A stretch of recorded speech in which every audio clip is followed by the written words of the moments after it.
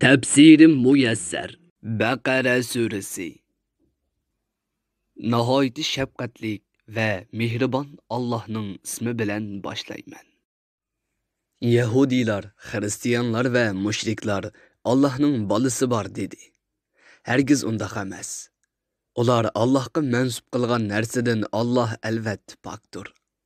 Osmonlardagi va zamindagi narsalarning hammasi Allohningdir. Ularning hammasi uningga bo'ysunguchidir. Hammasi uning boshqurishi ostidadir.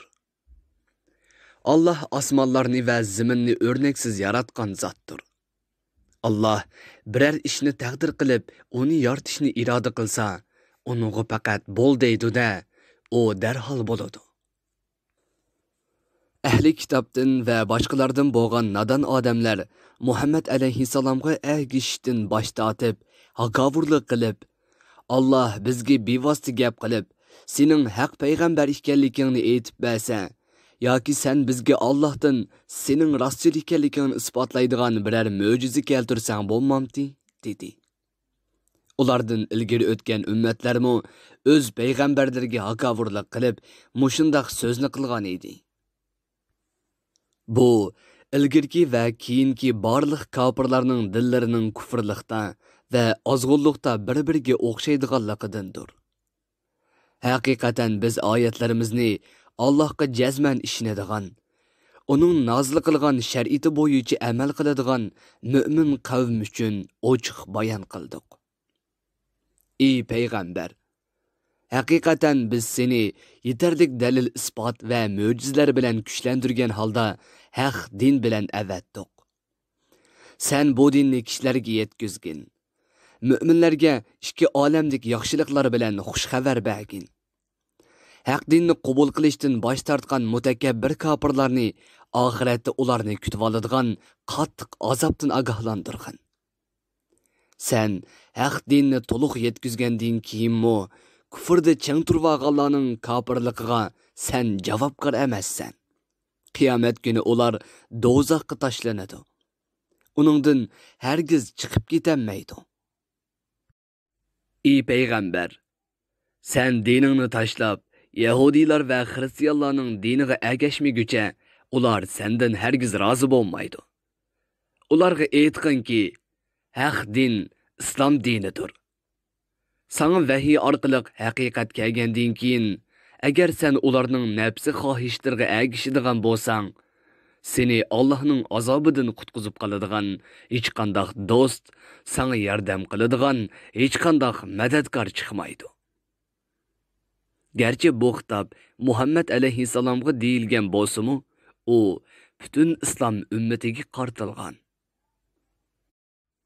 Biz kitob bergan Yahudilar va Hristiyanlarning ishidagi ba'zi mu'minlar u kitobni talabga loyiq o'qiydi. Uningga haqiqiy ravishda amal qiladi. Uningdagi Allohning payg'ambarlariga, xususan oxirgi payg'ambar Muhammad alayhissalomga iymon etishdan iborat haqiqatga chin ishonadi. Bu haqiqatlarni o'zgartib etmaydi. Ana shular Muhammad alayhissalomga va uningga kelgan Qur'onga ishonadigan mu'minlardir. Ammo Tavrat va Injil qatorliq kitoblarning bir qismini o'zgartib etadigan, ba'zi haqiqatlarni yoshirdiganlarga kelsak, shular Muhammad alayhissalomni va uningga kelgan Qur'onni inkor qilgan kofirlardir. Kimiki Muhammad alayhissalomni inkor qiladigan, ana shular Allohning dargohida eng qattiq ziyon tortquchilardir. Ey Isroil avlodi, mening sizlarga bergan sonsiz ne'matlarimni va bir zamonlarda oranglardan ko'pligan payg'ambarlarni chiqarib, ularga kitoblarni nozil qilish orqali sizlarni jahon ahlidan ustun qilganligimni eslanglar. Sizlar qiyomat kunidagi hisob berishdan qo'rqinglarki, u chaqda hech kimga qilchilik yordam qilolmaydi. Alloh hech kimdan azobdan qutulib qilish uchun fidya qabul qilmaydi. Shafaat foyda bermaydi. Kofirlarga hech kim yordam qilolmaydi. Ey payg'ambar, shuni esliginki, o'z vaqtida Alloh Ibrohimni uningga buyurilgan ba'zi ahkomlar bilan sinagan. İbrahimmi ularni to'liq o'rindagan edi. Allah uningga seni cho'qim insonlarga peshvo qilaman dedi. İbrahim, ey Rabbim, o'z fazli marhamating bilan mening avlodim ishidimmi peshvolarni chiqargin deb tiladi. Allah javob berib, sening naslingdan bo'lgan taqdirdimi yomon ish qilib o'zga zulm qilg'uchilar dinda peshvo bo'la olmaydi dedi. Ey payg'ambar, shuni esliginki, o'z vaqtida biz Ka'bani kishilar uchun haj, umra, tavob, namoz qatorliq ibodatlarda jam bo'ladigan o'rin va dushmanlar hujum qilolmaydigan omon joy qilib bergan. Va ularga maqomi Ibrohimni namoz o'qiydigan joy qilinglar degan edik. Maqomi Ibrohim alayhissalom Ka'bani bino qilganda ustiga chiqib turgan toshning o'rnidir. İbrahim bilan uning o'g'li Ismoilga mening uyim bo'lgan Ka'bani tavob qilg'uvchilar, itikobda o'ltirg'uvchilar, ruku qilg'uvchilar va sajda qilg'uvchilar uchun barliq bosqinchiliklardan tozalab pok tutinglar deb buyurdik. Ey payg'ambar, shuni esliginki, o'z vaqtida Ibrohim Rabbiga iltijo qilib, ey Rabbim, Makka shahrini qo'rqinchlardan amon va tinch shahar qilib bergin. Aholisidan Allohga va oxirat kuniga iymon etganlarni turlik mevlar bilan rizqlantirgin degan edi. Allah ularning orasidan kafir bo'lgan odamni bu dunyoda rizqlantiraman. Dunyo ne'matlaridan ozgina muddat bahramand qilaman. Ondan keyin uningga do'zax azobini tetitaman dedi. Do'zax nima degan yomon qarorga. Ey payg'ambar, shuni esliginki, o'z vaqtida Ibrohim bilan Ismoil Ka'baning ulini silib etib, nihoyat ixlos bilan mundaq duo qildi. Ey Rabbimiz, bizning yaxshi amallarimizni va duoyimizni qabul qilgin. Sen haqiqatan bandalaringning hamma so'zlarini anglab turg'uvchisan. Ularning hamma ahvolini bilib turg'uvchisan. Ey Rabbimiz, biz ikkimizni islomda mustahkam qilgin. Amr farmonlaringga itoat qilguvchi qilgin. Bizning avlodlarimizdanmi o'zingga itoat qiladigan mu'min ummat chiqargin. Bizga haj ibodatimizning qoidalarini bildirgin. Tavbamizni qabul qilgin. Sen haqiqatan bandalaringning tavbalarini nihoyat qabul qilguvchisan. Bandalaringga cheksiz mehr shafqatliksan. Ey Rabbimiz, mushu ummat ichida Ibrohim avlodi orasidan oyatlaringni ularga tilovat qilib beradigan, Qur'onni va sunnatni o'rgatadigan, ularni mushriklikdan va nachar axloqdan pok qiladigan bir payg'ambar avatgin. Sheksizki, sen nimani xohlasang uni amalga oshira oladigan g'olibsan. Hikmat bilan ish qilg'uvchisan.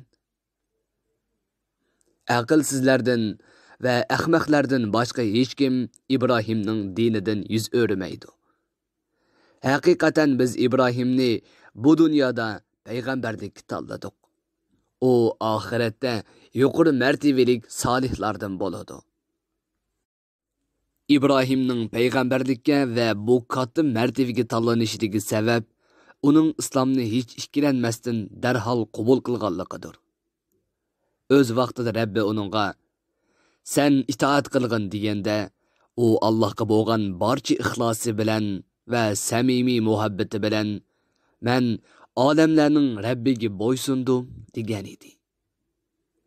İbrahim bilan Yaqub o'z o'g'illariga islomda mustahkam turishni vasiyat qildi.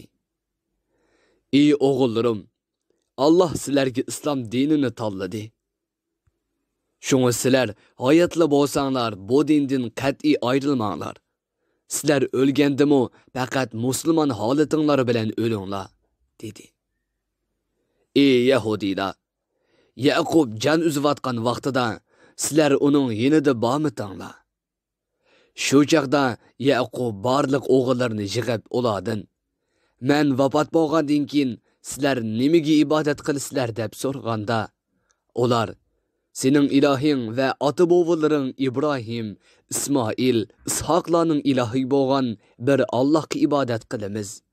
Biz onunğa itoat qilguvchimiz, dedi. Ular sizlardan ilgari o'tgan bir ummatdir. Ularning amallari o'zi uchundir. Sizlarning amalinglarmi o'zinglar uchundir. Sizlar ularning amallari to'g'riliq savol so'roq qilinmaysizlar. Ularmi sizlarning amallaringlar to'g'riliq savol so'roq qilinmaydi. Har kim o'zining amallarining mukofotini yoki jazosini ko'radi. Hech kim boshqasining qilmishi sababli jazolanmaydi. Har kimga o'zining iymoni va taqvoliqidan boshqa hech narsa asqatmaydi. Yahudilar Muhammad alayhissalomning ummatiga: "Sizlar Yahudi diniga kiringlar. Shunda qilsanglar hidoyat topsizlar", dedi. Xristianlar shundoq dedi. Ey payg'ambar, ularga aytqinki, hidoyat sizlarning dininglarga ergishishda emas, balki İbrahim alayhissalomning diniga ergishishdidir. İbrahim alayhissalom barliq soxta dinlardan yuz o'rib, haq dinga ergashgan zotdir. U Allohga sherik keltirguchilardan emas edi. Ey mu'minlar, Yahudilarga va Xristianlarga aytinglarki, biz yakka yegona ma'bud bo'lgan Alloh taologa, Allah Muhammad alayhissalomga vahiy qilish orqali bizga nozil qilgan Qur'onga, İbrahimga, uning o'g'illari İsmoil va Ishoqqa, Ishoqning o'g'li Yaqubga, Yaqubning o'g'illaridan kelgan payg'ambarlarga nozil qilingan sahifalarga, Musoga berilgan Tavratga, Isoga berilgan Injilga, barliq payg'ambarlarga kelgan vahiyga iymon etdik. Biz bu payg'ambarlarga iymon etishda ulardan hech kimni ayirib qo'ymaymiz. Hammasiga iymon etamiz. Biz Allohga toat ibodat qilish bilanla bo'ysunuvchilarimiz. Agar Yahudilar, Xristianlar va boshqa kofirlar sizlar iymon etgandek payg'ambar elib kelgan haqiqatga iymon etsa, ular albatta to'g'ri yo'l topgan bo'ladi. Agar ular iymon etishdan bosh tortsa, albatta sizlar bilan qattiq dushmanlik ichida bo'lgan bo'ladi. Ey payg'ambar, ularga qarshi turishda Alloh senga yetarlikdir. Allah seni ularning yomonligidan saqlaydi va sana ularga qarshi yordam qiladi. Allah sizlarning so'zlaringlarni anglab turg'uchidir. Ahvolinglarni bilib turg'uchidir. Allah'ning dinini ching tutinglarki, Allah sizlarni shu din bilan yaratgan. Allah'ning dinidan yaxshi din yo'qdir. Shunga bu dinni ching tutinglar.